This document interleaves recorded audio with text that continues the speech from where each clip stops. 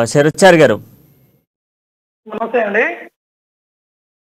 బజరంగ్ దళ్ నిషేధానికి సంబంధించి కాంగ్రెస్ మేనిఫెస్టోలో పెట్టడము, దీన్ని నిషేధిస్తామని చెప్పేసి ఒక జాతీయ సంస్థను కాంగ్రెస్ కించపరిచింది అని చెప్తా ఉన్నారు. సో మరి దీని మీరు ఏం చెప్తారు? దేశంలో ఉన్నటువంటి కాంగ్రెస్ పార్టీ గత 60 సంవత్సరాలలో చూస్తే ప్రతిసారి కూడా హిందూ వ్యతిరేకంగానే పనిచేసింది. తను ప్రత్యక్షంగా ఇప్పుడు దిగింది రంగంలోకి.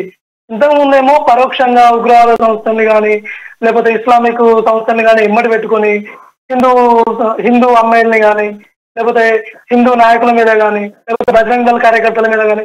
ఒకసారి కేరళని చూస్తే కేరళలో ఎంతమంది బజరంగ్ దళ్ కార్యకర్తల మీద దాడులు జరిగినాయి, ఎంతమంది బజరంగ్ దళ్ కార్యకర్తలు చనిపోయిళ్ళు. మరి గవర్నమెంట్ ఎందుకు స్పందించలేదు?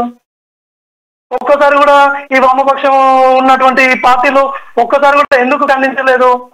ప్రజాస్వామ్యంలో ఎవరి మీద దాడులు జరిగినా కూడా ప్రజాస్వామ్య వ్యతిరేకంగా దాడులు జరిగితే, ఉగ్రవాద సంస్థల కింద దాడులు చేసినప్పుడు లేకపోతే వామపక్షం తీవ్రవాదంతో వీళ్ళు ఎవరైతే మెదులుతున్నారో వీళ్ళు దాడులు చేసినప్పుడు ఆ బాధితుల పక్షాన ఈ పార్టీలు ఎందుకు నిలబడలేదు? కాంగ్రెస్ పార్టీ ఎన్నిసార్లు నిలబడింది బాధితుల పక్షాన? హిందూ మహిళల మీద అఘాయిత్యాలు జరిగినప్పుడు ఎక్కడ పోయింది Congress party?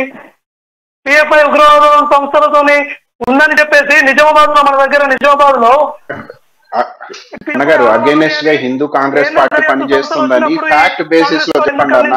Congress party terrorist promote చేస్తుందని ఫ్యాక్ట్ బేసిస్ లో చెప్పండి. ఇప్పుడు నేను చెప్తున్నా చూడండి,